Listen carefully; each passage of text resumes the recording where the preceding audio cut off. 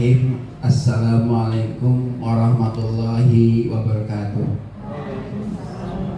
Alhamdulillah, kita panjatkan puji syukur kehadirat Allah Subhanahu wa taala bahwasanya hari ini di siang hari ini kita bisa berkumpul bertatap muka dalam keadaan sehat walafiat. Salawat serta salam semoga tetap tercurah kepada Nabi kita Nabi Muhammad sallallahu alaihi wasallam, kepada saudaranya, kepada keluarganya dan juga umatnya. Mudah-mudahan dapat syafaat yang tercantik. Amin. Yang terhormat Ibu Kepala Sekolah SMP Negeri 5 Tasikmalaya, yang saya hormati juga Bapak Kabid SMP Kota Tasikmalaya, yang terhormat juga Ibu Wulan dan Ibu Irma, guru penggerak dari SMP 5 Tasikmalaya, dan yang tak lupa saya hormati dan saya banggakan Bapak Ibu guru SMP 5 Tasikmalaya. Alhamdulillah pada hari ini teman-teman kami undang dalam rangka aksi nyata modul 14 budaya positif yang akan menggelar oleh Ibu Irma dan Ibu Wulan. Saya mungkin akan menyampaikan kegiatan atau agenda kegiatan pada hari ini. Pertama adalah pembukaan, yang kedua doa, kemudian yang ketiga menyanyikan lagu Indonesia Raya, kemudian yang berikutnya adalah sambutan dari yang terhormat Ibu Kepala Sekolah SMP 5 Tasikmalaya, kemudian diteruskan oleh Bapak Kabid SMP Dinas Kota Tasikmalaya, dan kita lanjutkan dengan materi dan diakhiri dengan tutup. Baik teman-teman, supaya mengefektifkan waktu yang ada, kita mulai saja acara kita buka dengan pembacaan sama-sama basmalah. Bismillahirrahmanirrahim. Baik, untuk acara yang kedua itu doa. Kepada yang terhormat Bapak Hasbi untuk memimpin doa, mudah-mudahan kegiatan pada hari ini kita diberikan kelancaran. Kepada yang terhormat Pak Hasbi dipersilakan.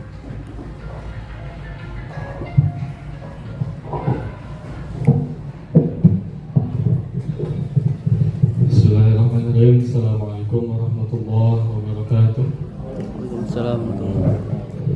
Bapak Ibu sekalian, untuk mempersiapkan acara, mari kita panjatkan doa terlebih dahulu agar kegiatan hari ini diberikan kelancaran dan hasil yang diharapkan.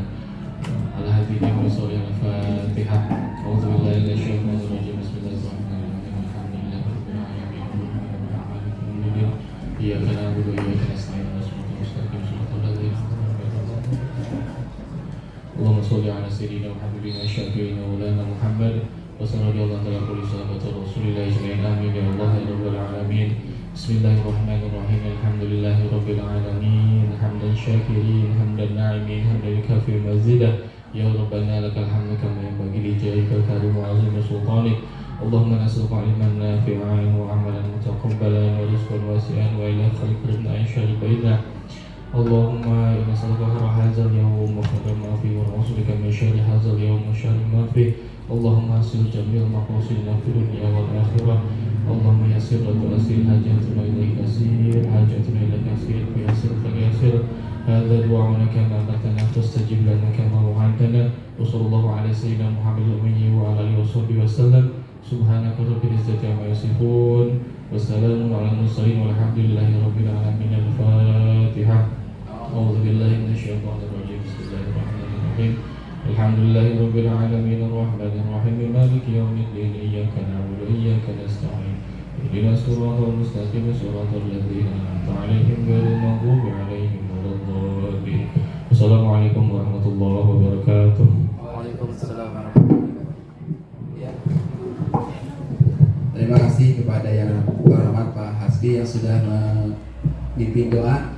Mudah-mudahan kegiatan hari ini dilancarkan. Baik, rekan-rekan, hari ini terhormat, kita lanjutkan pada acara berikutnya adalah menyanyikan lagu Indonesia Raya. Dimohon semuanya untuk berdiri.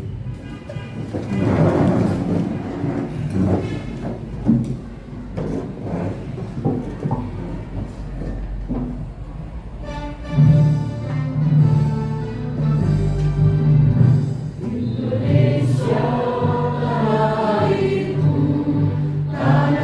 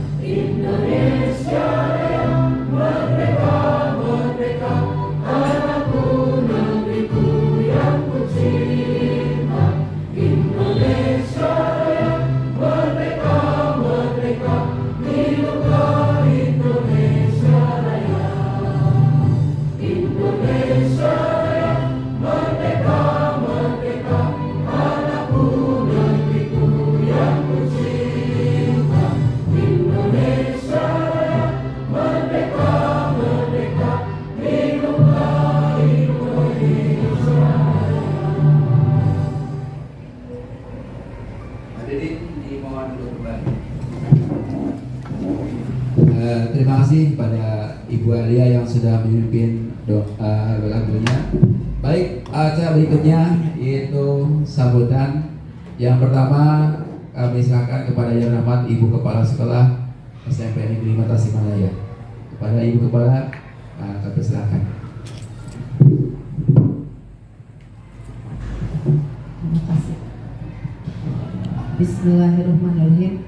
Assalamualaikum warahmatullahi wabarakatuh. Alhamdulillahirrahmanirrahim. Wassalatu wassalamu asrofil anbiya wal mursalin wa ala alihi washabihi ajmain. Yang terhormat Bapak Kabid PSMP yang alhamdulillah bisa hadir di tengah-tengah kita pada siang hari ini. Yang saya hormati CGP yang sudah melaksanakan aksi nyata, yaitu Ibu Irma Sari dan Ibu Wulandari, juga rekan-rekan semua, Bapak Ibu guru, keluarga besar SMP 5 Tasikmalaya. Marilah tiada hentinya kita memanjatkan puji dan syukur kehadirat Allah Subhanahu wa Ta'ala, karena atas limpahan rahmatnya kita dapat melaksanakan kegiatan ini pada siang hari ini. Di tengah-tengah kegiatan kita melaksanakan tugas utama, yaitu proses pembelajaran. Namun dengan rasa bangga kami menyambut ide baik dari kedua calon guru penggerak ini dalam rangka melaksanakan aksi nyata. Mudah-mudahan kegiatan ini dapat berlangsung dengan lancar, dan saya mengucapkan terima kasih kepada Bapak Kabid PSMP, Bapak Asep Kusyadi SPD MPD yang pada hari ini berkenan hadir di tengah-tengah kita. Mudah-mudahan Allah selalu memberikan kebaikan, kesehatan, dan kelancaran dalam segala hal. Bapak Ibu, seperti yang sudah disampaikan dalam rapat undangan tadi kemarin, bahwa hari ini ada kegiatan yang diminta direncanakan oleh rekan kita Ibu Irma dan Ibu Kurnia Wansar Sri Wulandari dalam rangka menyelesaikan program modul 1, yaitu aksi nyata, di mana saya berharap dalam pelaksanaan aksi nyata ini yaitu memberikan pengibasan kepada kita semua tentang budaya positif, perwujudan nilai-nilai, keyakinan, dan kebiasaan di sekolah yang berpihak pada guru, agar murid dapat berkembang menjadi seperti yang dicita-citakannya, yakni profil pelajar Pancasila. Dengan perubahan paradigma dari stimulus respon, yaitu mengenai hukuman, penghargaan, konsekuensi, ke teori kontrol yang sudah dipelajari oleh rekan kita, baik Bu Irma maupun Bu Wulandari. Mari kegiatan pembahasan ini kita simak bersama, dan mohon arahan dan bimbingan dari Bapak Kabid PSMP agar kegiatan yang diikuti oleh rekan kami Ibu Wulan dan Bu Irma ini dapat berlangsung dengan lancar dan dapat menyelesaikan kegiatannya sampai tuntas, sehingga apapun yang diikutinya akan berimbas positif kepada sekolah kita, sekolah yang kita cintai ini, yaitu ke SMP Negeri 5 Tasikmalaya, khususnya umumnya mungkin bagi kota Tasikmalaya. Demikian sambutan dari saya selaku kepala sekolah. Kurang dan lebihnya saya mohon maaf. Kami akhiri, wabillahi taufiq wal hidayah. Wassalamualaikum warahmatullahi wabarakatuh. Waalaikumsalam warahmatullahi wabarakatuh. Ya, terima kasih kepada yang terhormat Ibu Kepala yang sudah memberikan sambutan terkait dengan penerapan modul budaya positif.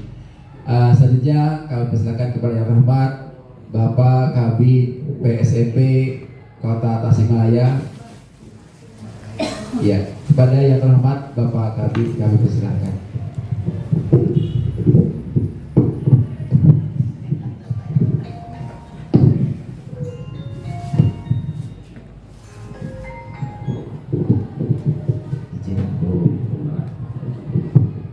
Bismillahirrahmanirrahim. Assalamualaikum warahmatullahi wabarakatuh.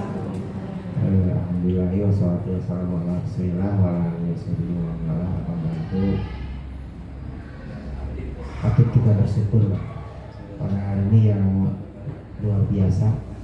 Meskipun kan ada pagi, tapi akhirnya saya berhadapan dengan CGP yang mungkin dari batas itu 63 ya, 63 SK Unipaul sampai SMP ada 17 ya.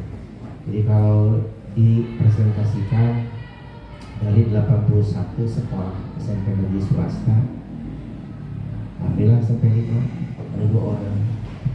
Jadi kalau rata-rata 2 orang itu mestinya ada 192 sahabat CGP itu SMP. Nah, presentasi ini saya bangga sekali. Salat salam mudah-mudahan secara kejuaraan Alhamdulillah wa Nabi Muhammad sallallahu alaihi wasallam kepada keluarga sahabatnya dan pengikutnya yang setia dan taat kepada jalannya. Yang saya hormati Ibu Kepala Sekolah, calon guru penggerak Bu Irma dan Bu Bulannya, enaknya manggil Bu Bulan, rekan-rekan Wakasek serta guru-guru semuanya yang hadir di SMP Negeri 2 ini. Mungkin saya sedikit saja akan menyampaikan adanya CGP, adanya guru penggerak, pengajar praktek, bisa nggak disimpulkan apa intinya sebetulnya? Jadi ada pesan dari pemerintah kita yang harus kita tegakkan, harus kita capai, yaitu profil pelajar Pancasila. Pasti kontennya ke sana. Maaf saya nggak paham lah modul-modul ini, apalagi sekarang dengan program aksi nyata. Ini pun sama sebenarnya, si calon ini punya kewajiban men-share, gitu ya. Pasti kadinya. Nah yang ini makin Bu karena sudah di tatanan teknis sekarang, karena ini saya paham. Intinya bagaimana mencetak profil pelajar Pancasila. Kontennya apa kira-kira profil pelajar Pancasila? Jika CGP terang, apa isi intinya dari profil itu? Sudah diduga dari awal, betul. Itu adalah karakter. Jadi kunci nyata adalah karakter. Badai kumali tetap kepada karakter. Nah saya melihat Makbu yang terakhir kemarin saja dengan FTPI SMP 5 kalau nggak salah ada juara yang dimenju sampai 2 orang. Itu merupakan implementasi dari karakter. Jadi nama dulu kan kebanggaan pintar matematika, pintar fisika, pintar biologi sampai belum terkenal. Ya katanya biologi. Nah sekarang bukan berubah ya, tapi tujuan utama kalau toh pintar biologi, pintar fisika, pintar matematika belum tentu berkarakter. Tapi kalau sudah dicetak berkarakter, insya Allah pintar. Jadi ada pesan luar biasa dari pemerintah kita, wabil khusus tentang integritas. Saya yakin kesana arahnya. Ini luar biasa Pak. Nah diwakili oleh 2 orang ini, Sri Kandi ini, perlu saya sampaikan Ibu, mudah-mudahan disebut nanti salah satu syarat itu adalah dari guru penggerak. Sebentar lagi dia akan mengadakan seleksi kepala sekolah. Tapi terbuka, tidak hanya dimiliki oleh guru penggerak. Punten, Ibu Kepala, mereka kan beliau pun dulu Ibu kan dicabut di kepala Harisi melalui Ibu Haji Uyun. Bukan di mana ada ayat di SMP 5. Akhirnya beliau saya paksa. Dan alhamdulillah sekarang menjadi kepala sekolah. Nah kayaknya Ibu panggil wayangnya, panggil lagi dulu calon kepala sekolah supaya di SMP 5 muncul di. Karena kami tinggal di sejarah, akhirnya Bu Irma maaf yang jadi kemana-mana ngobrol. SMP 5 paling kurang calon kepala. Mungkin terakhir zaman Bu Haji. Ibu kaitan ada wewenang atau tugas untuk menurunkan tugas pada yang lain. Jadi saya hadir ya. Jangan melihat gender, laki perempuan, yang mau. Itu yang pertama ya. Yang kedua nitip, karena tadi konten dari semua program pemerintah melalui program kurikulum merdeka adalah karakter. Saya yang menitipkan tentang waktu, hati-hati dengan waktu. Abdi saya yang sepupunya dulu tidak terpikirkan sedikit pun akan karakter itu. Sekarang ternyata berat. Jadi intinya karena saya waktu disia-siakan. Jadi cek pengusaha mah waktu itu terbagi 4. Waktu itu tidak bisa dibeli, waktu tidak bisa kembali. Tip sekali Pak. Dan intinya ke sana. Terbagi 4. Satu, ada yang banyak waktu, tidak ada uang. Cek pengusaha banyak waktu, tidak ada uang. Dimiliki oleh siapa? Lupa waktu duit.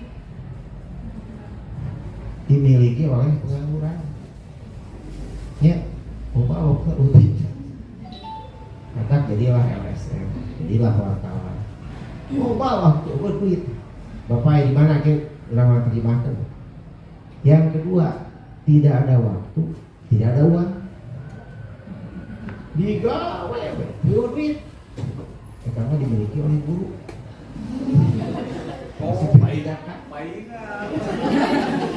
Sok lah, bersimpatia gaduh motor anyar. Eskana tanya tuh. Jadi intinya tidak ada waktu, tidak ada uang. Pertama dimiliki oleh kaum UMR atau gaji. Nomor 3, tidak ada waktu, banyak uang. Sibuk belum lagi. Kita dimiliki oleh pengusaha. Yang keempat, banyak waktu, banyak uang. Yang pertama buah juyun. Banyak waktu, banyak uang. Itu dimiliki oleh kaum sleeping investor. Jadi oleh para investor. Nah, saya bertemu dengan yang kelompok 4 tadi. Banyak uang, banyak waktu. Banyak waktu, banyak uang. Ini tuh, ini duitnya Bapak. Saya proyek kasih ganti proyek. Tapi ada apa yang menjadi mereka gelisah? Salah satunya dia punya anak satu-satunya. Usianya udah cukup lumayan, di atas 30. Maaf ya, belum nikah, laki-laki gitu. Ternyata saya kembali deh, oh inilah karakter. Jadi saat dijodohkan ya, perempuan itu mikir dari kejodohan jadi anak. Mikir, apa coba. Usia di atas 30, bisa resep dekal laki. Kan aneh, banyak uang, anak satu-satunya. Benar oke. Nah, saya kembali ke sana. Kenapa saya katakan jangan sia-siakan waktu? Ustaz izin. Tadi yang ribu maca ayat-ayat surat-surat yang ada panjang sekolah. Ya Allah, bahwa tuh masa gitu. Masa dia sih cuma dia sambil mungkin dia tersebut saya nulis. Nah dari gitu kan. Nah, baca. Itu beres. Akhirnya saya maksakan hari ini. Ya Allah, takut saya melakukan sesuatu gitu. Hese Pak. Dia kan di sekolah kami jeung baju yuk. Hese ingat dapil oh. Ya Bu. Sering gitu. Kami pohon. Isinya di pohon aja. Itu siapa yang kita orang tua. Nah jadi ternyata putar Ustaz izin. Ternyata Quran sudah mengancam. Di surat Al-Asr saja. Kumatan akhirat. Rugi sekali. Namun waktu itu tidak dipakai. Ini UCGP luar biasa. Beramal soleh. Si anak. Iya Bu. Nah ini Pak manfaatin. Rugi cerabut. Namun tidak dimanfaatkan yang sebaiknya. Belum ke surat Al-Imran 192 tentang penciptaan langit dan bumi. Sok cek Pak. Diartikan bisa letak. Belum deh ku Al-Qur'an ayat 62. Ini Pak. Jadi orang yang bijak itu orang yang akan disiplin dengan waktu. Nomor 1 adalah orang yang memikirkan akan kematian. Muka 2 tidak terlena dengan hawa nafsu. Ya Pak, jangan doang ternyata waktu itu. Nah pada kesempatan ini saya berharap karena ini adik-adik saya, anak-anak saya sebenarnya Bu Irma ada ibunya Bu Ati di SMP 4. Luar biasa Bu. Jadi waktu yang begitu hebat, usia masih muda, tolong sia-sia. Silakan manfaatkan dengan yang tadi. Yang percuma dalam posisi yang empat tadi, apalagi lu banyak waktu duit, percuma artinya waktunya sia-sia. Terakhir, orang tidak ada waktu, tidak ada uang, pakai usia ilmu dengan adanya CGP ini. Demikian ya, terima kasih. Assalamualaikum warahmatullahi wabarakatuh. Ya, terima kasih pada Pak Kabid yang sudah memberikan sambutannya begitu jelas, dan mudah-mudahan kita walaupun tidak punya waktu dan punya uang tetap berkah semuanya. Baik, teman-teman yang saya hormati, budaya positif itu merupakan budaya yang sangat bagus untuk kita cermati. Kita pernah belajar di PMM, apakah kita sudah berbudaya positif? Karena inilah yang mungkin selama ini ya kita melakukan pembimbingan pelayanan pada peserta didik suka lupa budaya positif ini yang sering kita lupakan dalam pelayanan peserta didik.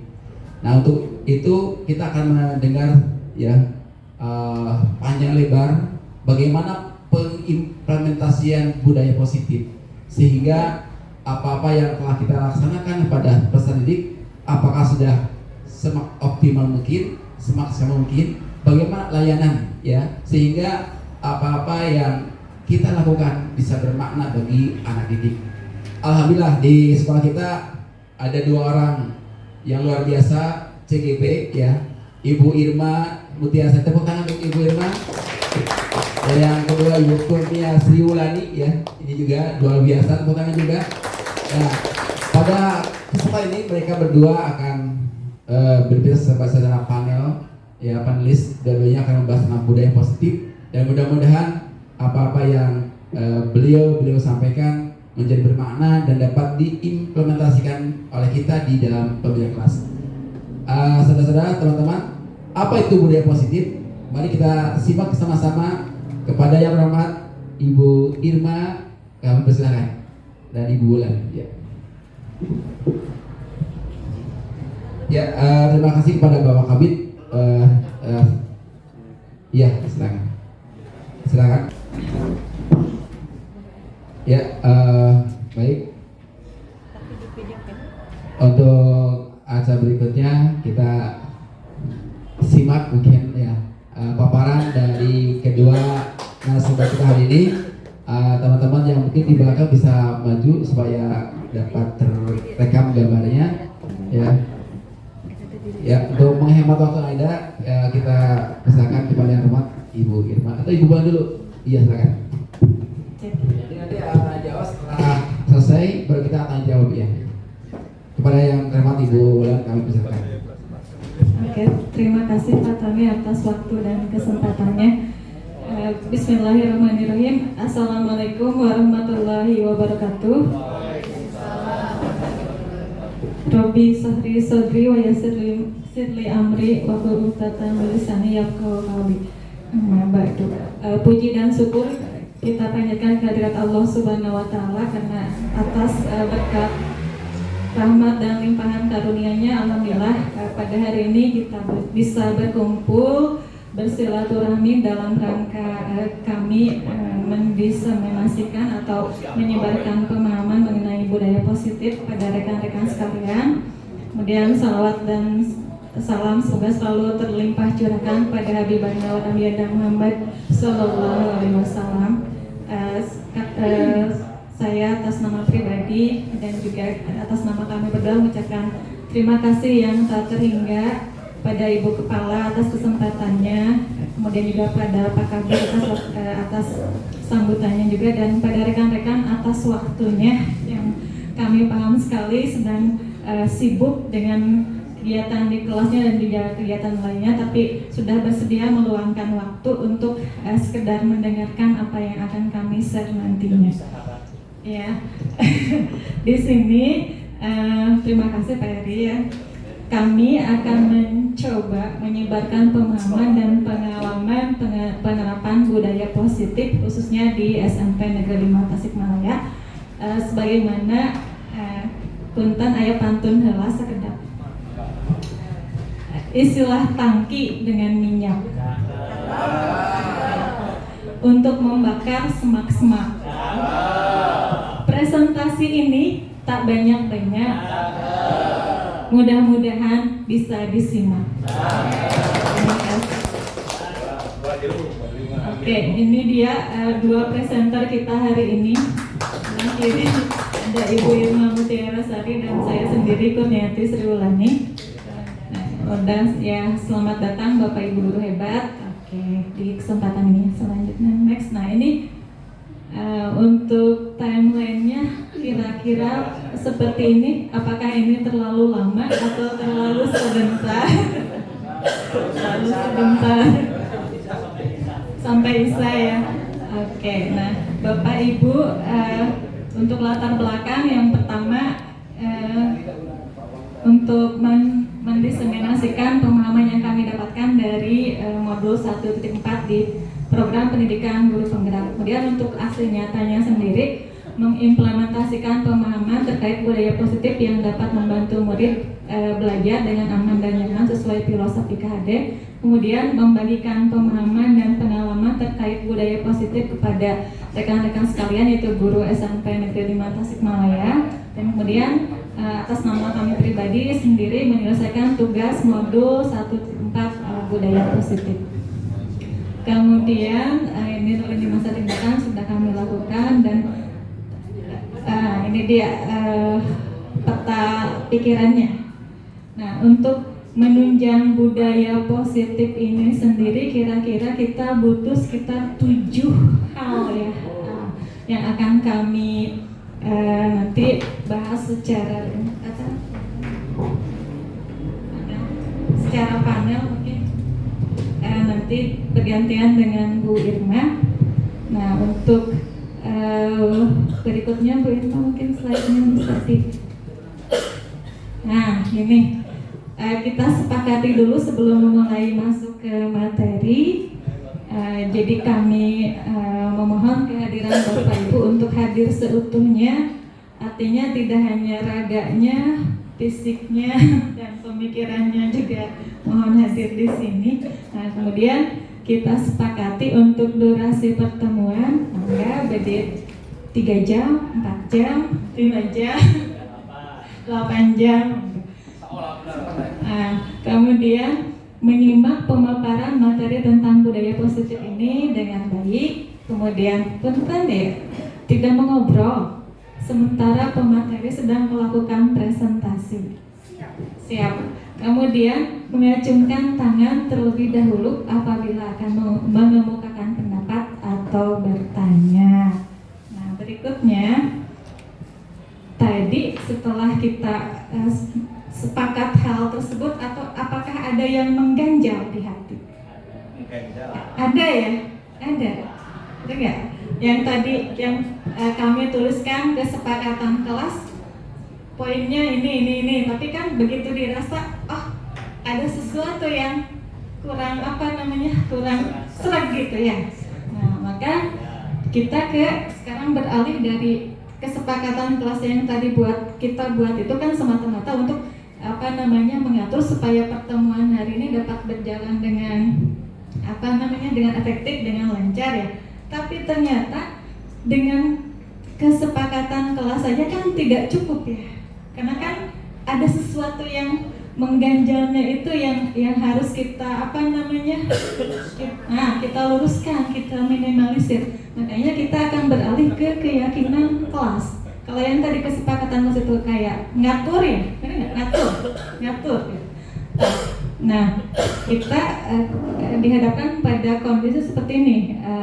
Kalau mau mengendarai sepeda motor harus pakai helm. Nah, apakah kita motivasi atau latar belakang kita pakai helm itu hanya untuk biar tidak ditilang polisi? Tidak. Atau untuk passion saja karena helmnya yang bagus nih? Tidak kan? Tapi karena ada sesuatu yang lebih dari itu yang kita yakini, hingga kita pakai helm itu yang akhirnya kemudian dengan tanpa merasa terpaksa lagi, udah langsung aja pas mau berangkat langsung pakai helm gitu sebelum mengendarai motor. Nah, there is something, ada sesuatu yang lebih hebat dari keyakinan kelas yang membuat kita menggerakkan kita untuk jadi pakai helm gitu. Nah, di sini ya akan kita cari tahu bersama-sama apa itu. Oke.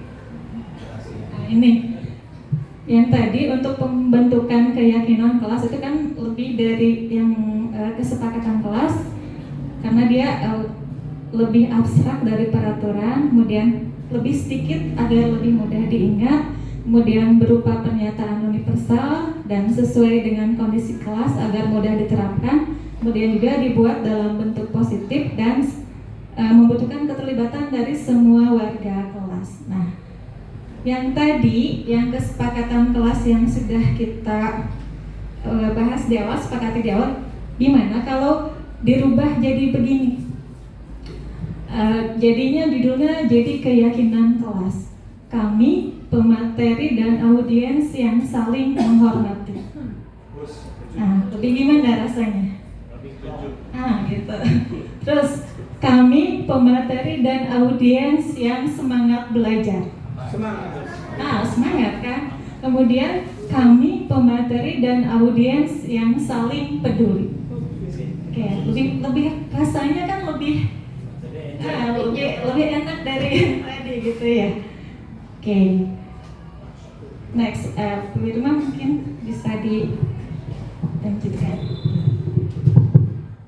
Terima kasih Bu Wulan. Sebelum dilanjutkan, ada baiknya kita memanjatkan puji dan syukur kehadirat Allah Subhanahu wa Ta'ala. Pada kesempatan ini kita bisa bersilaturahmi, berbagi ilmu, sharing tentang apa yang akan kami telah pelajari pada modul 1.4. Salawat dan salam semoga terlimpah curah kepada junjungan kita Nabi Muhammad SAW beserta keluarga dan sahabatnya.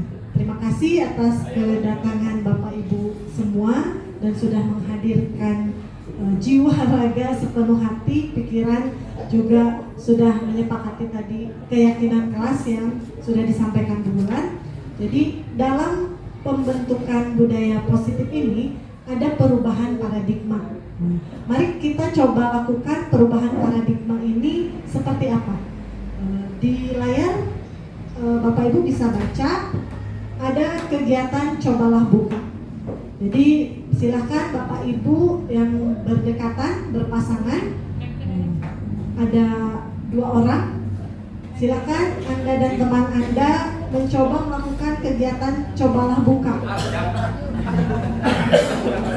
satu tugas Anda adalah A, tugas Anda adalah mengepalkan salah satu tangan Anda. Coba Anda bayangkan bahwa Anda menyimpan sesuatu yang sangat berharga di dalam kepalan tangan Anda. Anda perlu menjaga sekuat tenaga karena begitu pentingnya untuk kehidupan Anda. Tugas rekan Anda adalah coba dengan segala cara untuk membuka kepalan tangan rekannya dengan cara membujuk, menghardik, mengintimidasi, memarahi, menggoda, menggelitik dan sebagainya. Atau mungkin menawari uang sebagai sogokan agar Anda bersedia membuka kepalan tangan Anda. Nah, silakan dicoba berpasangan.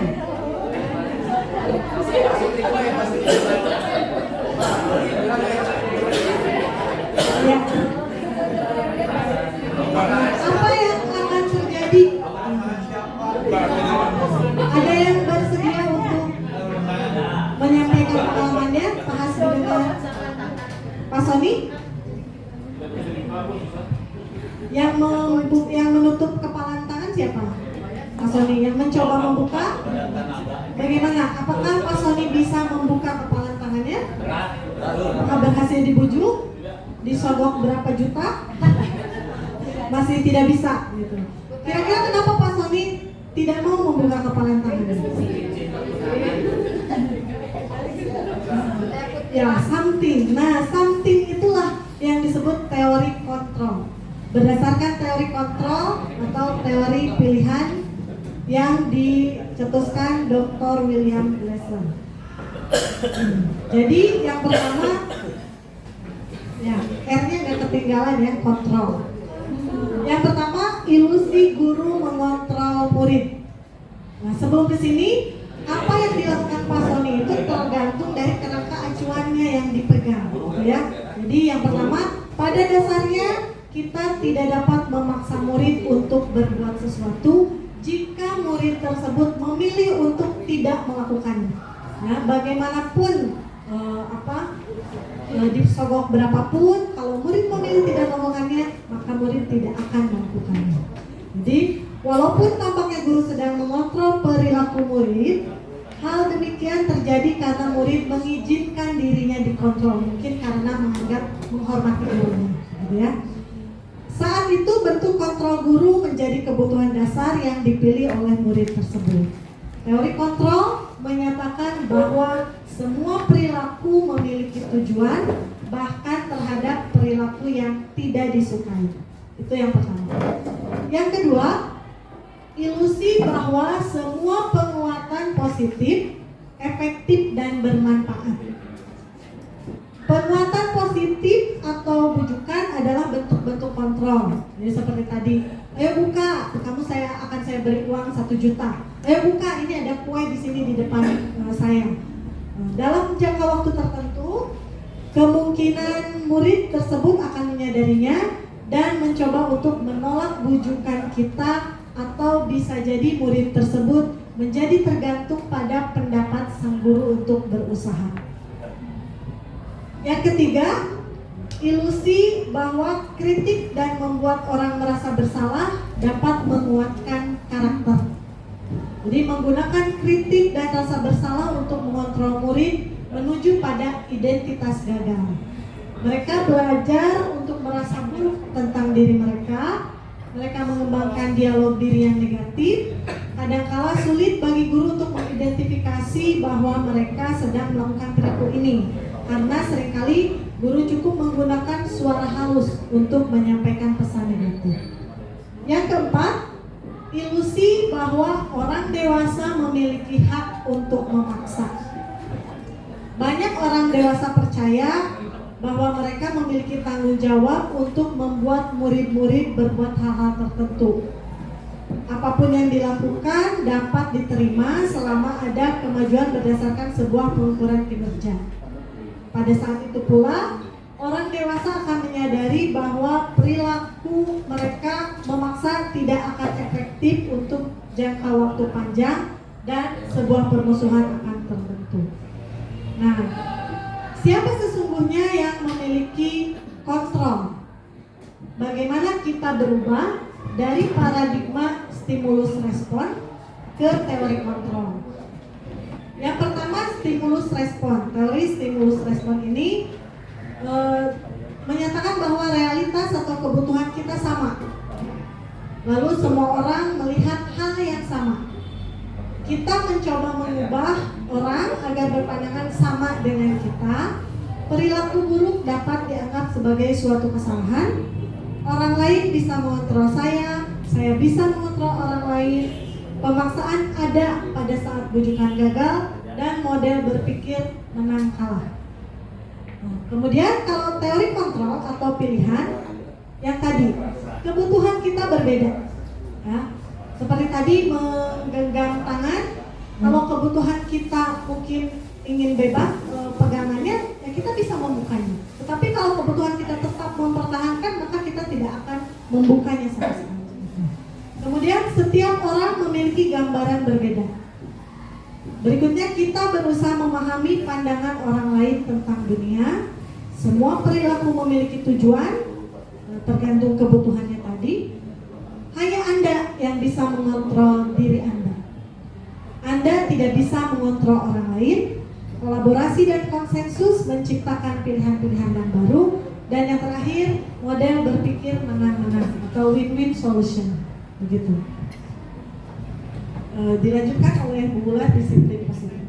Oke, setelah tadi kita membahas tentang keyakinan kelas, kesepakatan kelas, kemudian yang disampaikan oleh Bu Irma, apa tadi itu teori kontrol dan perubahan paradigma dari stimulus respon ke teori kontrol. Nah, kita selanjutnya ke disiplin positif. Disiplin positif ini dimaksudkan untuk menanamkan motivasi yang ketiga pada murid-murid kita, karena nantinya motivasi itu akan kita bahas jadi tiga sumber gitu ya, 3 bagian, yaitu untuk menjadikan murid-murid kita itu menjadi orang yang mereka inginkan dan menghargai dirinya sendiri dengan nilai-nilai yang mereka percaya. Nah, disiplin positif ini juga merupakan kontrol diri, yaitu belajar mengontrol diri sendiri agar mencapai tujuan mulia, tujuan yang mengacu pada nilai-nilai atau prinsip mulia yang dalam seseorang. Nah, kemudian, kenapa ada disiplin positif ya? Apakah ada disiplin yang negatifnya? Kita begitu mendengar kata disiplin, biasanya kan konotasi kita itu disiplin itu sesuatu yang kaku gitu, rigid, cenderung dipaksakan gitu ya. Ada tekanan di sana, ada satu pihak yang merasa terintimidasi, ditekan gitu, tidak nyaman gitu. Tapi ternyata untuk disiplin positif ini merupakan satu pendekatan yang supaya anak itu bisa membentuk kontrol dirinya sendiri dan kepercayaan, sehingga mereka mampu berperilaku dengan mengacu pada nilai-nilai kebajikan universal karena adanya motivasi intrinsik dari dirinya sendiri. Terus tanpa adanya ancaman ke anak, jadi memang muncul dari dalam dirinya sendiri, kesadaran dari dirinya sendiri. Nah, kemudian nilai apa sih yang kita perlu tanamkan ke anak dengan disiplin positif ini? Sebagaimana tadi yang telah disampaikan oleh Pak Kabid, yaitu nilai kebajikan universal atau sesuatu yang nilai yang kita sepakati bersama, lepas dari itu suku, bangsa, agama, bahasa maupun latar belakang tiap anak. Nah, nilai ini merupakan payung besar dari sikap atau perilaku kita dan merupakan fondasi dari kita berperilaku. Nilai kebajikan ini juga merupakan sifat positif manusia yang merupakan tujuan mulia yang ingin dicapai oleh tiap individu. Nah, untuk tiap anak Indonesia tentu saja nilai kebajikan universal yang ingin kita capai dalam pendidikan adalah profil pelajar Pancasila. Yang sudah sebagaimana kita ketahui bahwa profil pelajar Pancasila ini terbagi ke dalam 6 dimensi, yaitu beriman dan bertakwa kepada Tuhan Yang Maha Esa dan berakhlak mulia, kemudian mandiri, bergotong royong, berkebinekaan global, bernalar kritis, dan juga kreatif. 6 dimensi ini merupakan satu kesatuan yang tidak bisa dipisahkan. Jadi kalau yang satu tidak ada, tidak nampak pada diri anak, maka 5 dimensi yang lain menjadi tidak bermakna. Oke. Nah, pada diri seseorang, apabila ia melakukan suatu tindakan, maka secara sadar atau tidak sadar itu ada motivasi untuk dia melakukannya, yaitu yang pertama untuk menghindari ketidaknyamanan atau hukuman. Jadi kalau seperti ini, anak itu melakukan atau kita sendiri melakukan sesuatu itu hanya sekedar untuk menghindari permasalahan baru yang akan muncul atau berpengaruh pada mereka secara fisik atau maupun psikologis, ataupun tidak terpenuhinya kebutuhan mereka bila kita tidak melakukan. Ini motivasi ekstrinsik ya, dari luar. Kemudian motivasi kedua yaitu untuk mendapatkan imbalan dari orang lain atau dari institusi, atau pengen dapat hadiah, atau dalam bahasa Sundanya kayak pujian, sekedar pujian. Nah, jadi pujiannya dari siapa? Tentu saja dari seseorang yang sama orang itu dianggap penting. Jadi apa yang dia katakan tentang dirinya tuh ngaruh banget gitu. Pujian dari orang ini akan dicetakkan juga nanti di dunia berkualitasnya masing-masing gitu.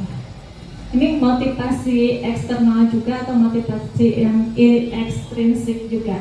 Nah, yang kemudian yang terakhir yang ingin kita capai itu yang motivasi yang ini untuk menjadi dirinya sendiri, menjadi orang yang diinginkannya gitu, sesuai dengan nilai-nilai yang mereka percaya bahwa apabila saya melakukan sesuatu, maka saya akan menjadi orang yang seperti yang saya inginkan gitu, sesuai dengan norma-norma yang saya yakini. Nah, motivasi yang inilah yang membuat orang memiliki disiplin positif, karena motivasi perilakunya ini bersifat internal, jadi intrinsik dari dalam dirinya sendiri dan merupakan tujuan disiplin positif.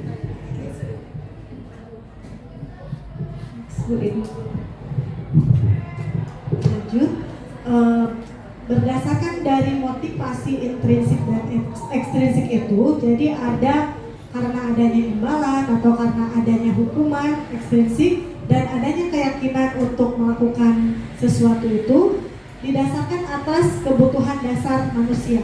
Ada 5 kebutuhan dasar manusia. Yang pertama, kebutuhan bertahan hidup. Kedua, kebutuhan kasih sayang dan rasa diterima.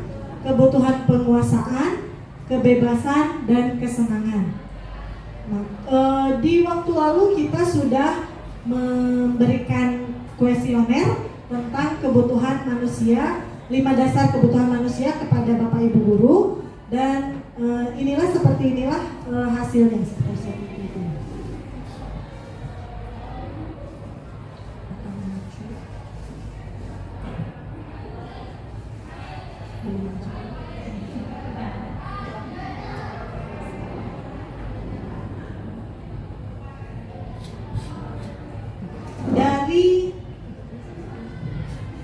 Dari 31 orang guru yang mengisi kuesioner kemarin,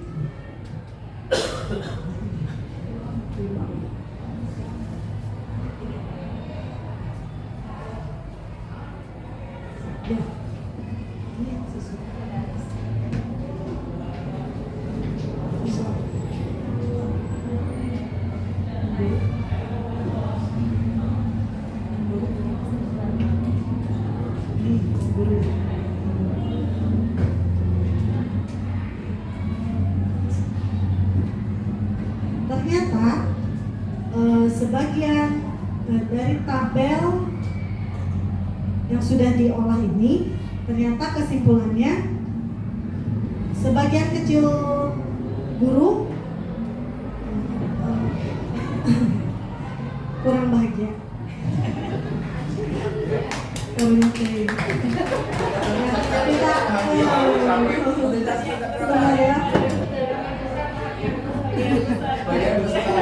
Berikut interpretasinya terhadap kesenangan guru, dari kebutuhan tentang kesenangan.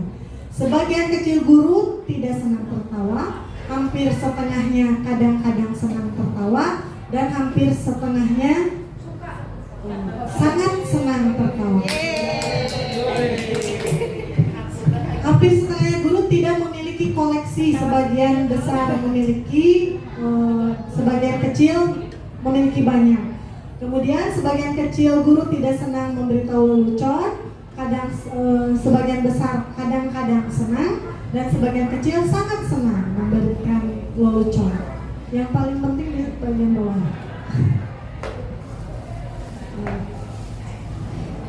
Nah, ini skor terendah diperoleh pada pertanyaan 11 sampai 20, yaitu pertanyaan tentang kebutuhan penguasaan. Ini berarti kebutuhan akan penguasaan dari seluruh guru SMP Negeri 5 Tasikmalaya belum terpenuhi. Lalu yang berikutnya kebutuhan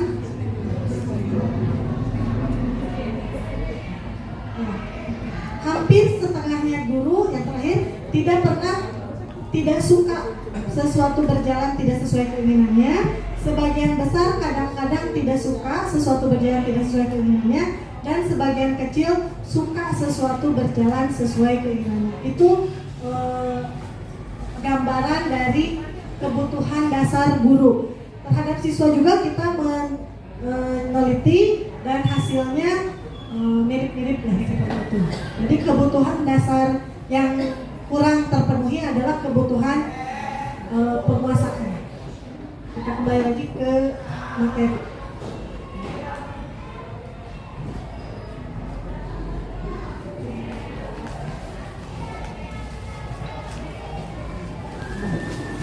Berikutnya dunia berkualitas, bukan dunia tipu-tipu.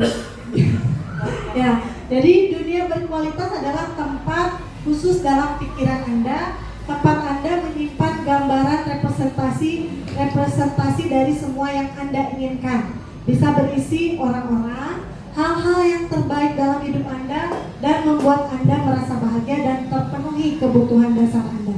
Jadi pada dunia berkualitas inilah akan optimal pemikiran kita, gitu ya. Dr. William Glasser menyebutnya seperti semacam album foto, sehingga isinya tidak akan terlalu banyak, hanya yang ekstrim-ekstrim saja begitu. Tidak hanya akan terdiri dari beberapa hal yang sangat signifikan dan benar-benar terbaik dalam hidup Anda yang membuat hidup Anda menjadi lebih bermakna. Kebutuhan dasar bersifat lebih umum dan universal, sedangkan dunia berkualitas lebih unik dan personal. Orang, tempat, benda, nilai-nilai, dan kepercayaan yang penting bagi Anda akan termasuk di sana. Nah, untuk dunia berkualitas guru dengan murid, karena kita berada di sekolah, pada umumnya berbeda. Jadi, guru cenderung menempatkan murid di luar dunia berkualitasnya. Tapi, murid justru menempatkan guru di dalam dunia berkualitasnya. Jadi, pada masa pembelajaran inilah dunia berkualitas pada diri murid bisa terbentuk. Jadi karena itulah maka ditanamkan budaya positif yang kita bicarakan sekarang. Untuk masuk ke dunia berkualitas, syaratnya sesuatu itu harus terasa sangat baik dan memenuhi setidaknya satu atau lebih kebutuhan dasar. Tidak perlu kita mempertimbangkan standar masyarakat tentang penting atau tidak. Tetapi gambaran dunia berkualitas adalah sesuatu yang unik, spesifik untuk setiap orang. Nah, tadi sudah kita sebutkan, murid mempunyai gambaran dunia berkualitas sendiri-sendiri. Nah, bila guru dapat membangun interaksi yang memberdayakan dan memerdekakan murid, maka murid akan meletakkan dirinya sebagai individu positif dalam dunia berkualitas karena mereka menghargai nilai-nilai kebajikan seperti yang sudah disampaikan Bu Wulan, mengacu untuk terwujudnya profil pelajar Pancasila. Nah, ini ada sesuatu hal yang menarik.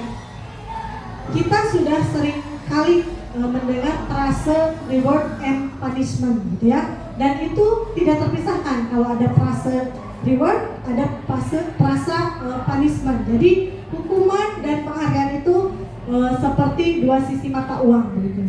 Tapi ternyata dari modul ini kami mendapatkan pencerahan bahwa kedua-duanya tidak membangun budaya positif. Kalau hukuman memang sudah sering kita dengar tidak membangun budaya positif, gitu ya. Tetapi ketika penghargaan justru juga tidak membangun budaya positif, membuat kami terhenyak juga. Mungkin Bapak Ibu guru yang ada di sini juga sudah pernah mendapatkan materi bahwa penghargaan bisa menghukum. Nah, kenapa penghargaan bisa menghukum? Nah, dihukum oleh penghargaan ini memiliki pengaruh jangka pendek dan jangka panjang. Kemudian penghargaan menghukum yang tadi, penghargaan mengurangi ketepatan, penghargaan merusak hubungan, penghargaan tidak efektif, penghargaan menurunkan kualitas, penghargaan mematikan kreativitas, penghargaan mengurangi motivasi intrinsik. Jadi seperti yang sudah dipaparkan oleh Bu Wulan tadi, bahwa motivasi intrinsiklah yang penting. Dan motivasi intrinsik itu harus mengacu pada perwujudan nilai-nilai kebajikan universal. Jadi bukan karena akan dihargai, bukan karena akan diapresiasi di diberi hadiah, tetapi murid melaksanakan itu dari kesadaran dirinya untuk melakukan menumbuhkan kebajikan, nilai-nilai kebajikan universal, begitu. Selanjutnya, tadi setelah penghargaan yang hukum, ada perbedaan, ada hukuman dalam menjalankan peraturan atau keyakinan kelas atau sekolah. Bila mana ada suatu pelanggaran, tentu sesuatu harus terjadi. Apakah berupa hukuman, konsekuensi, atau restitusi. Nah, inilah restitusi atau disiplin positif yang kita tuju. Konsep disiplin dengan pendekatan restitusi dengan cara menanamkan disiplin pada murid. Menurut Gosman, restitusi adalah proses menciptakan kondisi bagi murid untuk memperbaiki kesalahan mereka sehingga mereka bisa kembali pada kelompok mereka dengan karakter yang lebih kuat. Sebagaimana tadi sudah disampaikan oleh Pak Kabid SMP bahwa karakter adalah tujuan utamanya. Nah, jadi profil pelajar Pancasila sesuai dengan program Kemdikbud adalah merupakan tujuan utama dari murid kita. Nah, konsep disiplin dengan identitas yang gagal tadi sudah sudah dibahas sedikit tentang hukuman dan penghargaan. Ternyata hukuman dan penghargaan ini sama-sama konsep disiplin dengan identitas gagal. Ya. Jadi kalau hukuman menyakitkan, tidak nyaman, membuat murid takut, memaksa, menyembunyikan kesalahan, dan membuat menjadi rendah diri. Sementara penghargaan tidak efektif, merusak hubungan atau iri. Jadi ketika ada satu orang yang misal, kalau dulu ada ranking ya, ranking 1, nah ranking 2 sampai 31 itu bisa iri. Gitu ya. Jadi karena di kelas kita ada 31 murid, maka 31 murid itu yang harus kita konsep kita, menjadi konsep kita. Tidak bisa hanya satu orang per orang. Semuanya harus menjadi prioritas gitu. Kemudian mematikan kreativitas. Karena adanya penghargaan, maka kreativitas yang diciptakan bisa itu saja. Nah, tidak muncul kreativitas yang lebih baru. Kemudian menghukum dengan sistem ranking. Alhamdulillah di sekolah kita sudah mulai berkurang ya, walaupun masih ada beberapa orang tua yang meminta ranking ya. Termasuk kemarin saya meminta 10 besar, tetapi itu kalau untuk persyaratan tertentu termasuk nanti ke sekolah, ke lulus sekolah, ke SMA, memang nilai menjadi catatan ya, menjadi fokus salah satu syarat. Kemudian merampas hak untuk menghargai diri. Kenapa bisa merampas hak untuk menghargai diri? Karena ini tujuannya sudah bukan untuk kebutuhan dirinya sendiri, tapi sudah ingin menghargai ini gitu. Yang tadi disebutkan bulan mungkin pupujian dalam bahasa Sunda. Nah, ada konsep disiplin dengan identitas sukses. Kalau tadi hukuman dan penghargaan dengan identitas gagal, maka muncul disiplin dengan identitas sukses dengan konsekuensi dan restitusi. Yang sering kita lakukan dan beberapa di antara guru-guru di sini mungkin sering juga melakukan ini, konsekuensi ya, berupa penguatan jangka pendek, monitoring berkelanjutan, stimulus respon, murid menghormati peraturan, kehilangan waktu untuk merenungkan kesalahan. Sama-sama identitas sukses, tetapi restitusi lebih bisa membuat murid lebih nyaman gitu. Murid jadi bertanggung jawab atas perilakunya karena tadi win-win solution. Fokus pemecahan masalah jangka panjang, murid menghormati diri dan orang lain, murid memegang kontrol diri dan bersemangat memperbaiki kesalahan. Ya, demikian perbedaannya. Contoh kasus, muridnya sering tidak mengerjakan PR. Ketika ada murid yang tidak mengerjakan PR, jika diberi hukuman, Misalkan guru memberi hukuman dengan menyuruh menyapu halaman, itu hukuman. Lalu biasanya hukuman kan dibahasakannya tidak dengan lemah lembut ya. Kalau hukuman bari tunjuk, bari popolotot gitu ya, dan sambil marah-marah. Lalu kalau diberikan konsekuensi karena tidak mengerjakan PR, maka konsekuensinya kamu harus mengerjakan PR saat istirahat. Itu berupa konsekuensi. Lalu guru tegas dan murid menghormati peraturan. Itu yang terjadi. Tapi dengan cara restitusi yang merupakan budaya positif, guru mengembalikan lagi kepada keyakinan kelas yang sudah disepakati bersama. Jadi misalkan keyakinan kelas karena murid sering tidak mengerjakan PR, berarti ada keyakinan kelas di murid tidak menghargai waktu atau murid tidak disiplin. Nah, maka karena melanggar keyakinan kelas yang itu, sehingga apa yang akan murid ditawarkan kepada murid, bagaimana murid mau menyelesaikan masalahnya sendiri. Begitu. Jadi tidak diatur-atur oleh guru untuk restitusi. Dan yang terjadi, murid menghormati diri dan orang lain.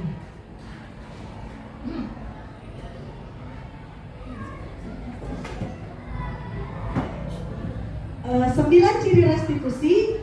Yang pertama, bukan untuk menebus kesalahan. Jadi kalau tadi hukuman kan cenderung kalau sudah dihukum, sudah gitu ya, selesai, kesalahan saya yang itu berarti sudah terbayar gitu.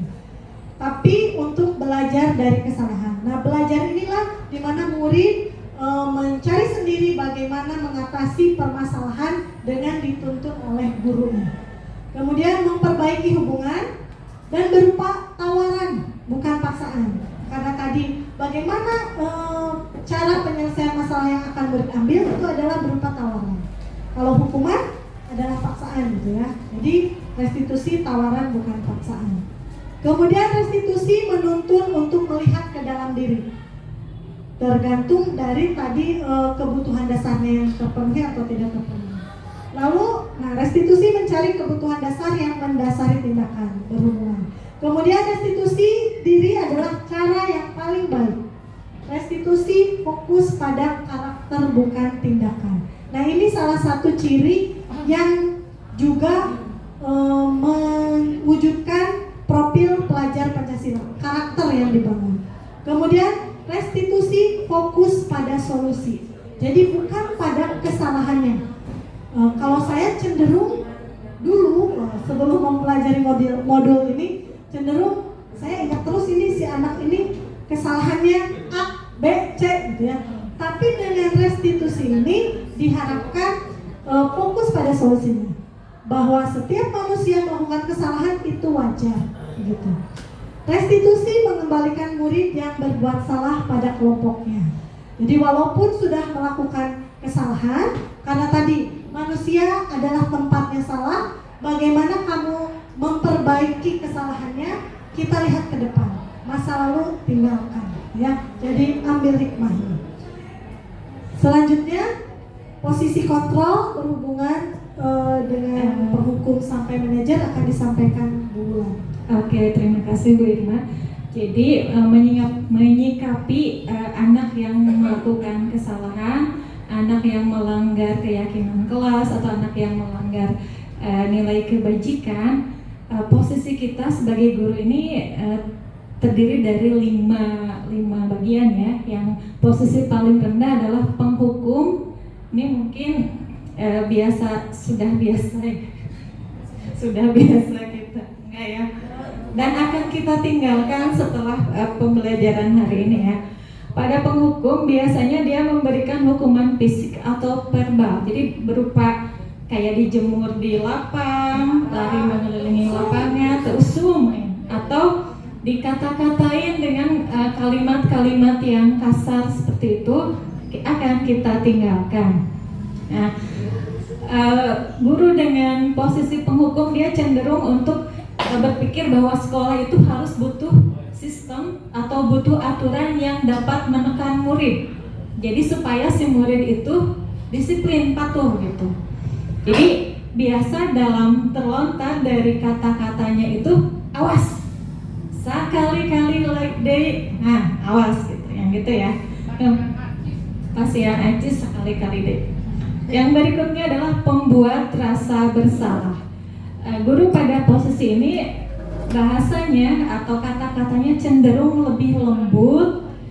Dia menggunakan keheningan, jadi kayak anak tuh didiamkan, didiemin gitu. Sehingga dengan rasa keheningan itu, dengan diam itu, anak itu menjadi tidak nyaman, merasa bersalah dan rendah diri. Dan kata-kata yang keluarnya itu biasa kayak gini, ibu sangat kecewa sama kamu gitu. Karena kamu seperti itu ya. Guru ini tidak akan menyakiti murid, tapi akan tetap mengontrol murid melalui persuasif, ajakan gitu ya. Nah kemudian pada posisi teman, guru ini bisa memposisikan ada dua jenis ya, teman yang positif, satu lagi teman yang negatif. Jadi kalau yang teman positif berarti ngasih dukungan, ngasih support. Kalau teman yang negatif berarti kesannya kayak menjauhi gitu, mendiamkan. Kemudian posisi yang keempat adalah pemantau. Di posisi ini kayak semacam pengawas gitu, mengawas, jadi membandingkan antara apa yang dilakukan anak dengan aturan-aturan yang berlaku di sekolah gitu. Dan nanti kalau guru pemantau ini menemukan kesenjangan atau perbedaan antara apa yang dilakukan anak dengan yang seharusnya sesuai aturan sekolah, jadi dia langsung memisahkan hubungan antara dirinya dengan murid. Walaupun tadinya misalkan sangat kenal, akrab dengan murid itu, tapi aturan tetap aturan, itu harus ditegakkan. Dan kemudian, nah ini posisi yang akan kita tuju, dan posisi yang ideal seharusnya adalah kita menjadi manajer, di mana pada posisi ini guru berbuat sesuatu bersama murid, terus kemudian mempersilahkan murid untuk mempertanggungjawabkan perilakunya. Jadi kayak siswanya tuh yang milih sendiri gitu, mau memperbaiki kesalahannya itu, kesalahan yang telah dia buat itu dengan cara apa, sesuai kemampuan siswanya. Mungkin di guru BP, PKN dan apa lagi PAI mengenai posisi kontrol ini sudah jauh lebih lihai daripada kami, terutama juga wakil kesiswaan ya. Ada. Nah, pada posisi manajer ini restitusi ya yang diberlakukan untuk membimbing murid sehingga dapat mengatur dirinya sendiri, dan kemudian mengembalikan seperti tadi yang sudah Ibu Irma sebutkan, mengembalikan murid tersebut ke dalam kelompoknya dengan lebih baik lagi dan lebih kuat. Jadi bukan berarti diambil ke ruang BP atau ke ruang guru dipanggil itu untuk membuat murid jadi down, tapi untuk dikembalikan lagi ke kelas dengan keyakinan yang sudah lebih kuat, dianya seperti itu. Nah, di manakah posisi kita sekarang? Mungkin kurang lebih saat ini kita cenderungnya di apa ya Bapak Ibu? Teman ya. Pemantau juga bisa ya. Sudah jadi manajer, kita akan sama-sama belajar ya setelah manajer keuangan di rumah itu Bu Neti. Oke. Kita akan bersama-sama menjadi manajer dengan nanti yang akan disampaikan oleh Bu Irma mengenai ini ya. Tadi yang sudah saya sebutkan, kalau penghukum seperti ini, pembuat rasa bersalah, kayak beda ya kata-katanya. Oke, next. Nah, ini dia untuk selanjutnya segitiga restitusi akan disampaikan oleh Bu Irma.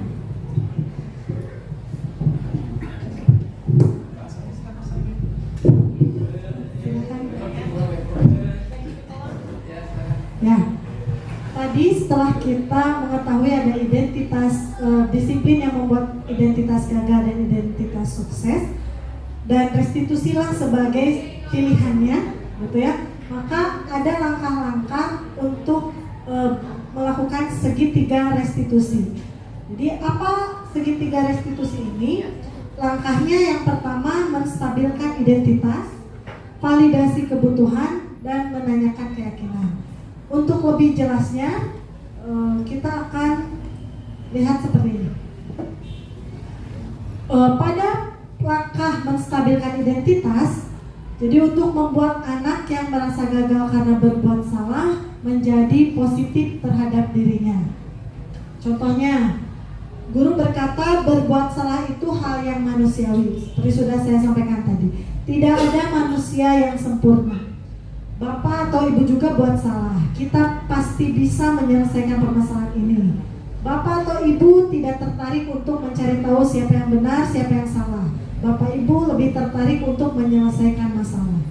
Kalau kamu menyalahkan dirimu sendiri terus-menerus, apakah kamu bersikap baik pada dirimu sendiri? Jadi segitiga restitusi ini salah satu langkah untuk menuju disiplin positif yang berhasil, gitu ya. Jadi ketika ada murid yang melakukan kesalahan. Yang langkah kedua adalah validasi kebutuhan, yaitu untuk membantu murid mengenali basic need atau kebutuhan dasar yang ingin dipenuhinya ketika melakukan kesalahan. Pada dasarnya, setiap tindakan manusia adalah untuk memenuhi kebutuhan dasar. Jadi ketika ada salah satu kebutuhan dasarnya yang tidak terpenuhi, maka manusia cenderung untuk berbuat sesuatu dan bahkan mungkin sesuatu yang salah, gitu ya. Apakah itu power, freedom, love and belonging, fun, atau survival.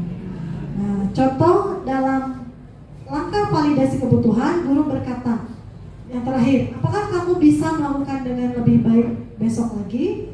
Atau kamu boleh tetap berusaha menjaga sikap itu, tapi tambahkan sikap yang lain yang baru. Yang terakhir, langkah segitiga restitusi adalah menanyakan keyakinan. Anak melihat kesalahannya dihubungkan dengan norma sosial dan nilai-nilai yang mendasari manusia berinteraksi dengan orang lain. Nah, nilai-nilai inilah yang tadi berupa nilai-nilai kebajikan universal. Contohnya, pada langkah ini guru berkata, apa nilai yang kita percaya di kelas atau sekolah kita? Kamu ingin jadi anak seperti apa? Apa yang kamu rasakan ketika kamu melakukan itu? Kamu menjadi orang yang seperti apa?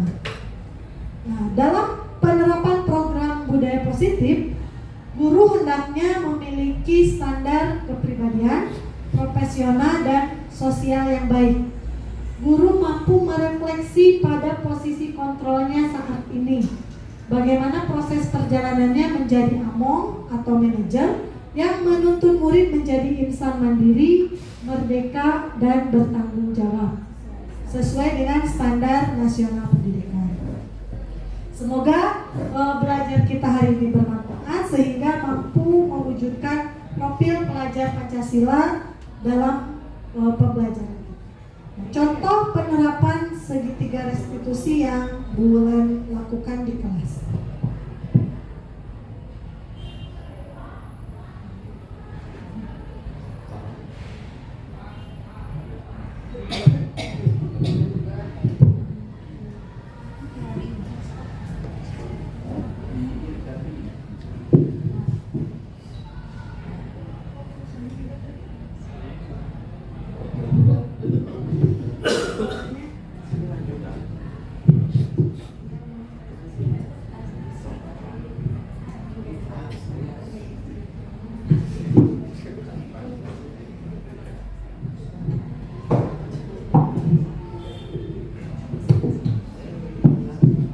Ini ilustrasi kejadian di kelas.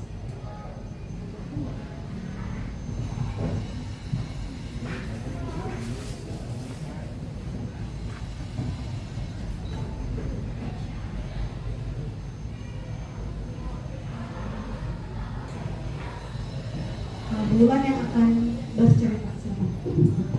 Oke, jadi di sini kejadiannya itu sedang pembelajaran matematika, sedang melakukan mengerjakan tugas kelompok, namun Repal dengan santainya malah main HP dan tidak ikut mengerjakan kerja kelompok.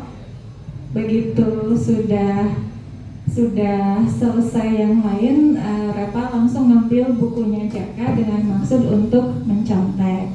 Namun Jaka kitanya merasa tidak enak, nggak mau katanya. Jadinya terjadilah kejadian seperti ini, ada keributan. Setelah itu ada yang ngadu yaitu Sauki ke saya dan dilakukanlah restitusi kepada kedua anak ini. Yang pertama yaitu menanyakan apa yang terjadi sebenarnya dari versi mereka, kemudian menanyakan kepada Reval dan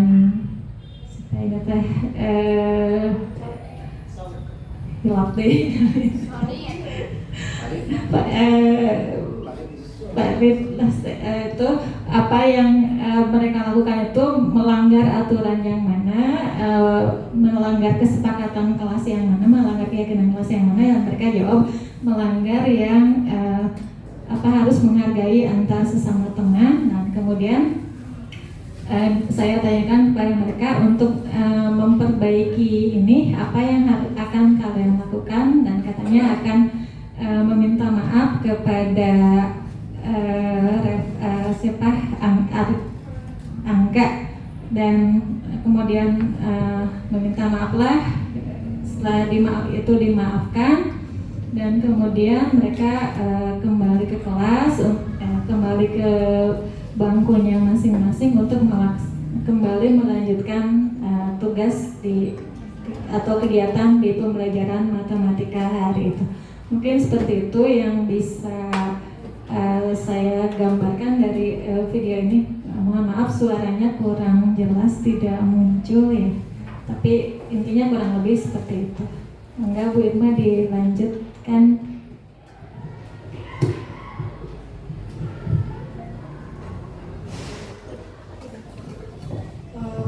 Kalau untuk yang Bu Wulan ada latah di kelas, saya langsung menerapkan segitiga restitusinya, berdua langsung dengan anaknya, tidak terhubung ya. Mungkin cukup untuk contoh segitiga restitusi yang tadi Bu Wulan lakukan di kelas. Jika ingin melihat lebih jelas, bisa diklik di YouTube Irma Mutiara Sari.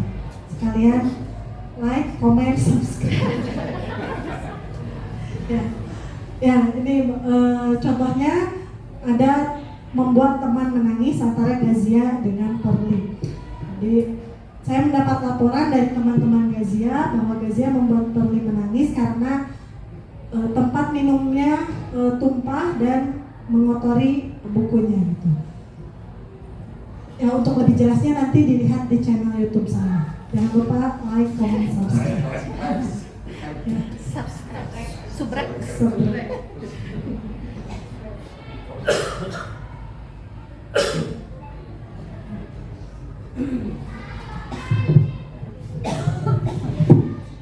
Untuk menerapkan budaya positif di sekolah kita, kami berdua tidak mungkin bisa berjalan sendiri gitu ya.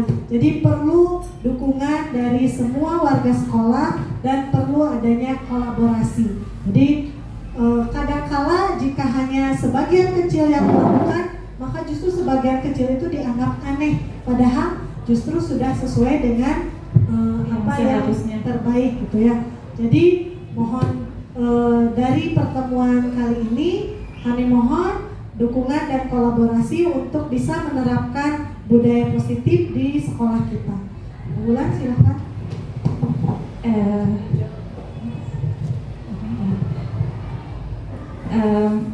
Rekan, mungkin itu saja yang bisa kami sampaikan. Terima kasih atas waktunya untuk meluangkan waktu duduk di sini, sementara dalam hati sudah pengen segera sampai di rumahnya masing-masing. Ini ada sedikit hidangan dari kami, mohon bisa dinikmati nanti. Ya, canes kue pelong. Sebelum nanti setelah saya menyampaikan pantun ini, kami akan meminta perwakilan dari rekan-rekan untuk memberikan refleksi tentang kegiatan kita hari ini. mudah-mudahan bisa berkenan. Mangga Bu Irma pantunnya dibacakan. Siang-siang pergi ke kota, jangan lupa beli alpukat. Demikian presentasi kita. Semoga bisa bermanfaat. Ya, untuk yang akan melakukan refleksi, silakan Bapak Ibu yang berkenan. Ya, baik, sebelum kita melakukan refleksi, tepuk tangan dulu untuk kedua narasumber kita ya, luar biasa. Dari mulai kakak kelas, kemudian ada kebutuhan dasar hidup, kemudian sampai pada restitusi ya, itu luar biasa. Pada intinya kita harus menjaga emosi kita ya. Kadang-kala ketika kita mendapatkan masalah, yang pertama ditunjukkanlah kita emosi duluan, sehingga banyaklah perilaku kita atau tindakan kita di luar kesadaran. Mungkin keluarlah kata-kata yang kasar atau mungkin mencaci maki dan sebagainya. Nanti kembali lagi tadi sudah luar biasa, ada 3 restitusi gitu kan ya. Baik, silakan, mungkin ada yang mau merefleksi. Silakan Bu Siska. Bertanya boleh? Bertanya boleh Bu? Iya silakan. Iya ke depan.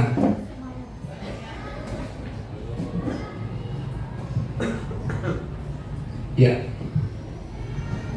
Sudah. Assalamualaikum warahmatullahi wabarakatuh. Waalaikumsalam warahmatullahi Terima kasih atas wabarakatuh. waktunya. Saya tadi melihat video dari Bulan. Iya. Itu anak membuat kesalahan atau berkelahi gitu ya. Terus apakah selama kita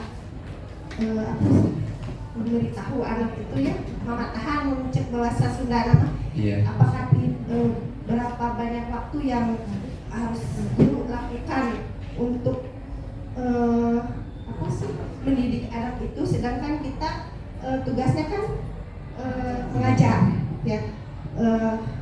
Kalau yang pernah saya alami, mungkin si anak itu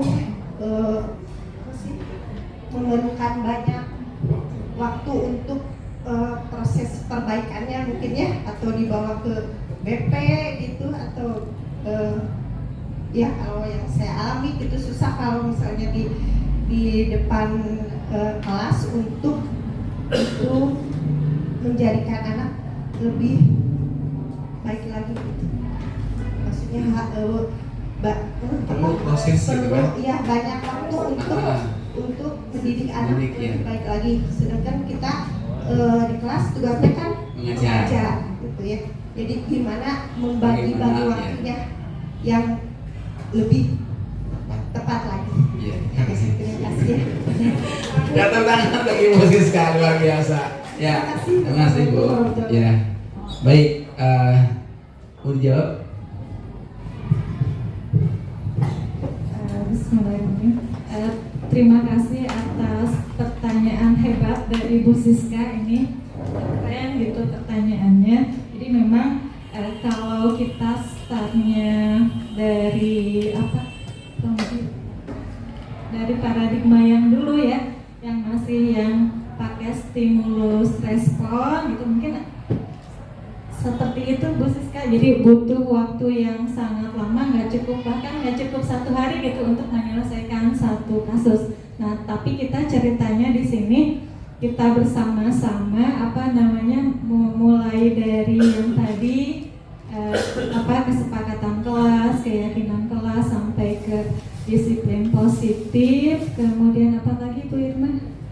Motivasi ya. Kebutuhan dasar. Ya, kebutuhan dasar. Jadi kita sampai ke membangkitkan motivasi dari dalam diri anak bahwa dia itu harus berperilaku sesuai dengan nilai-nilai yang dia yakini, nilai-nilai yang kita tuangkan dalam keyakinan kelas gitu. Jadi kalau dia melanggar kan dia udah tahu aturannya. Jadi tidak akan, kan dia ditanya aturan mana atau keyakinan mana yang kamu langgar, terus gimana cara kamu memperbaikinya. Jadi sudah anak tuh udah ada muncul arahan atau petunjuk dari dalam dirinya sendiri bahwa oh iya, saya salahnya di sini, karena itu saya harus memperbaikinya seperti ini. Nah, mudah-mudahan tetap menimbulkan penasaran ya di diri kita bersama agar kita bersama-sama pahayur gitu, berkolaborasi dalam menanamkan disiplin positif ini ke murid-murid kita. Mungkin Bu Irma ada tambahan?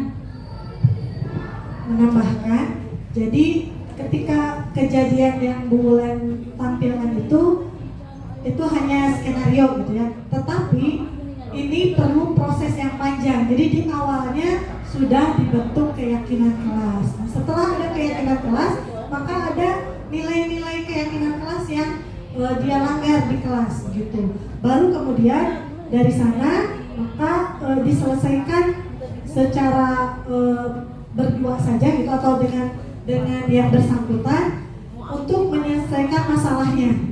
Jadi solusi itu timbul dari diri anak sendiri. Jadi tidak kita yang mengatur-ngaturnya, dan itu perlu proses yang panjang. Jadi tidak instan ini. Iya, terima kasih teman-teman. Kalau teman-teman memang menggunakan segitiga restitusi ini sebenarnya tidak perlu melibatkan BP, karena BK itu hanya 3 orang ya. Nah itu kan kira 1.000 ya memang. Tapi insya Allah kalau teman-teman bisa melakukan segitiga restitusi ini, restitusi ini memang bisa ya dalam waktu singkat juga, karena yang penting tidak emosi kita, tidak keluar emosi kita ajak dari hati ke hati, kemudian cari apa alasan mereka melakukan itu, apa dampaknya terjadi, dan kita berikan solusinya. Ya kira-kira kalau kamu misalnya kalau saya tahu ada anak di dalam kelas tuh bermain bola kemudian memecahkan kaca, tidak lantas kita marahi siapa pelakunya, tapi kita ajak mengapa terjadi, ya dialog dulu ya. Karena yang ketiga memang sekali lagi tidak ada emosi yang keluar. Kalau emosi keluar lain lagi masalahnya. Ajak mengapa mereka bakal melakukan itu, kemudian apa dampak yang terjadi. Nah ketika ada yang terjadi seperti itu, apa yang kamu harus lakukan untuk mengatasi hal tersebut. Mungkin dengan hal itu sudah melaksanakan segitiga restitusi kan, sehingga anak sadar bahwa anak bisa menyelesaikan apa-apa yang telah dia buat dan mencari solusinya ya, dan juga bisa mengatasi sendiri. Itu mungkin gambaran singkat ya tentang restitusi dalam kelas gitu kan. Apalagi tadi sudah ada kesepakatan kelas, keyakinan kelas, kemudian ada norma-norma sebagainya. Yang penting sekali lagi adalah bagaimana kita memanajemen hati kita sebagai guru dalam mengatasi sebuah masalah, tidak menimbulkan emosi dulu ya. Itu saja. Bagus Bu Siska, terima kasih. Ada yang lain teman-teman? Ya Bu Yanti silakan. Refleksi atau bertanya silakan. Silakan depan.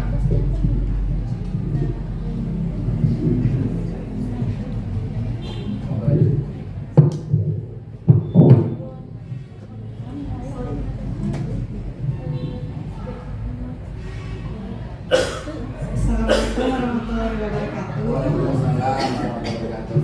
Terima kasih atas kesempatannya. Mungkin refleksi ya Bapak Ibu. Alhamdulillah sudah mendapatkan sharing ilmu dari Bu Ulan dan Bu Irma sebagai CGP, dan materi ini sebenarnya sudah kita pelajari di PMM tapi belum paham. Tapi setelah materi hari ini saya jadi paham.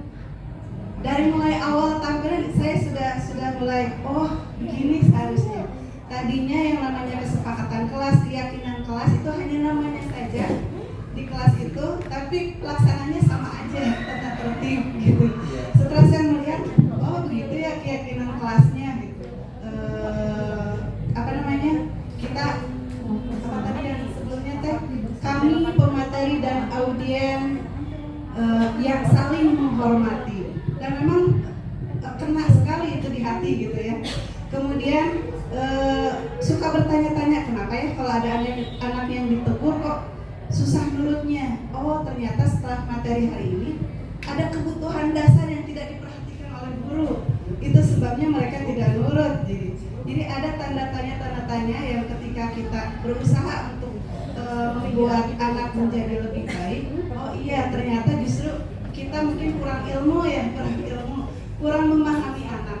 Kita menempatkan diri sebagai penguasa dewasa yang bisa mengatur seenaknya aja gitu ya, meskipun tujuannya memang baik gitu.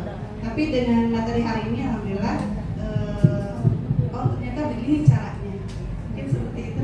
Terima kasih. Assalamualaikum warahmatullahi wabarakatuh. Waalaikumsalam. Terima kasih Bu Yanti. Luar biasa. Tepuk tangan untuk Bu Yanti ya. Terima kasih. Baik, ada yang lain lagi yang akan merefleksi atau bertanya? Ya, tidak ada ya. Baik. Baik teman-teman, hari ini kita telah mendapatkan sebuah ilmu yang luar biasa, bagaimana penerapan disiplin positif sehingga segitiga restitusi. Mudah-mudahan apa yang telah dipaparkan oleh kedua narasumber yang luar biasa ini dapat bermanfaat bagi kita. Ya, demikian mungkin itu saja mungkin yang bisa disampaikan pada hari ini. Sekali lagi tepuk tangan untuk kedua narasumber, Ibu Irma dan Ibu Wulan. Ya, terima kasih atas informasi dan ilmunya.